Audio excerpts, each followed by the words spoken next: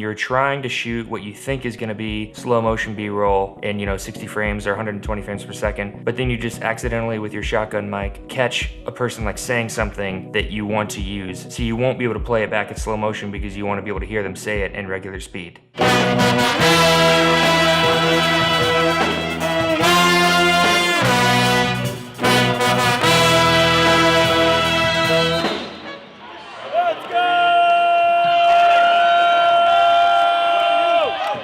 This is kind of a sticky situation to be in because it's a great soundbite, but unfortunately it's at 60 frames per second because I was in the middle of shooting highlights of the basketball game that was going on and I had no clue I was going to catch a soundbite like that. As most of you probably know, when you put a 60 frames per second clip into a 24 frames per second timeline, it can look a little bit odd just because the math doesn't really work there when you're trying to play 60 frames per second back at regular speed. 24 doesn't go into 60 evenly, so things can start to look a little bit weird. It could be even worse than the clip that I just showed if there's a lot of movement, but it's still just not ideal to be playing a clip that was shot in 60 frames per second in a 24 frames per second timeline. So what I would first consider is strictly using the soundbite as just voiceover. If you don't need to tarnish your project with a bad looking shot, then why not just delete the video and only use the audio? But in this instance, I kind of don't want to do that because I like the fact that it's a band member getting super into the game. I mean, I think it shows the atmosphere of the environment. So if I was in a situation where I really wanted him to be on screen for a little bit while he's talking, what I would do is only allow the visual to be on screen for a very, very short amount of time. So I'd probably play it like this.